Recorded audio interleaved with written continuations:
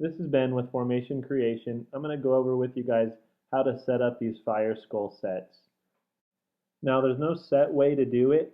You can do it according to whatever your personal preferences are, but you can use this video as a template for your own reference.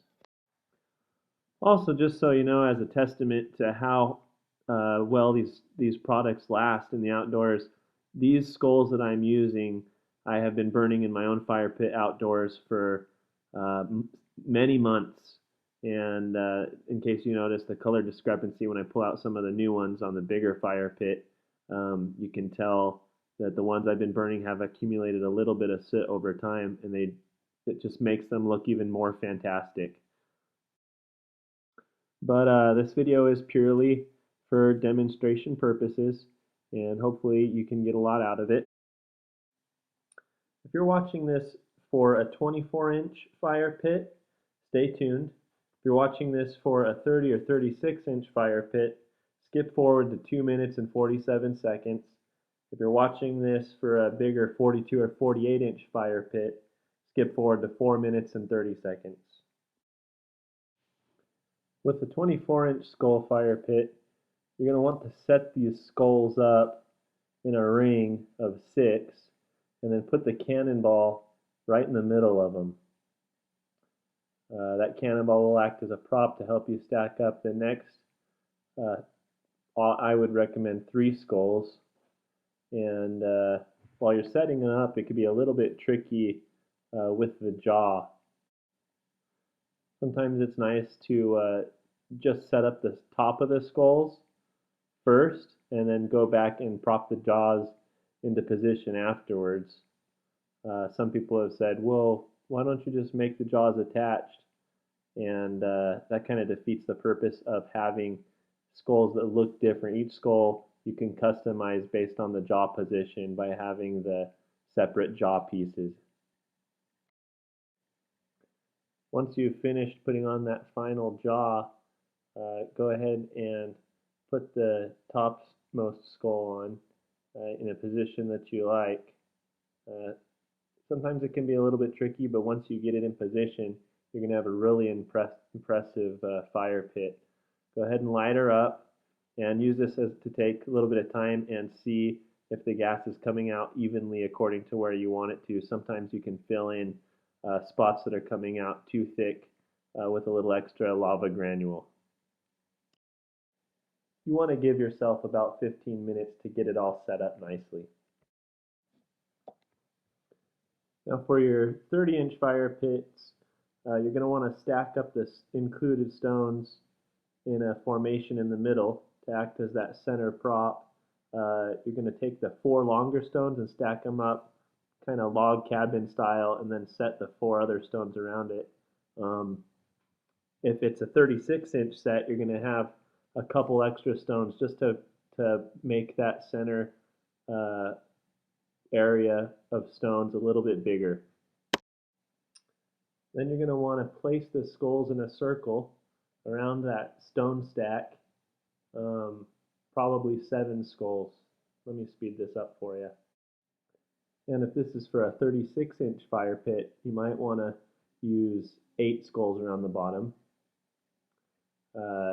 Next, you're going to want to place the next layer of skulls, and 5 is a good number for this.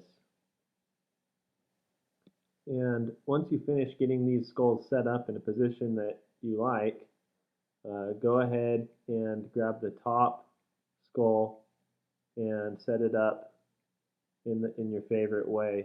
You probably want to aim the face of the skull pointing towards the area most likely for people to hang out.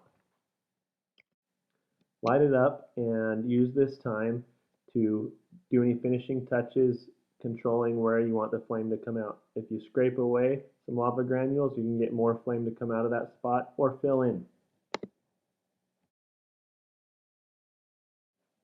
Now for these bigger 42 and 48-inch fire pits, you're going to want to start off by putting down the 2 stumpy logs, which are included. And then you're going to want to log cabin style place the longer stones across the top to act as a center space for this fire pit. Now, all those ceramic stones that you're stacking in the middle, those are essential to uphold the structure of the skull fire pit, as well as just allowing uh, for less space in there so that the flames flow out and have a nice even flow through the fire pit. So you're going to want to continue by creating a ring of skulls around your rock pile. If you have a 42-inch set, you're going to have 16 skulls. You're going to want to place probably 8 skulls in a ring. If you have the 48-inch fire pit, you're going to want to go with 9 skulls in that ring. And you can see I've left my extra stones. I should have 8 extra. If you have a 48-inch, you're going to have 10 extra stones. You're going to want to place those just in position, filler positions after you have your skull ring completed. I'm going to go ahead and speed this up for you.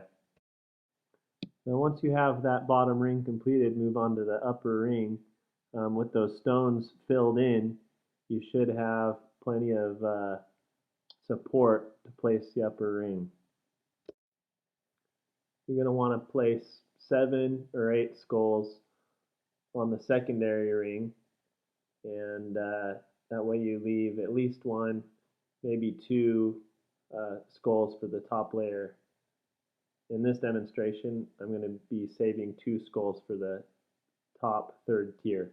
Before you put those top skulls on, you're going to want to put a cannonball in the middle of this top ring, or 2 cannonballs if it's a 48-inch set, and then stack the skulls on top of it.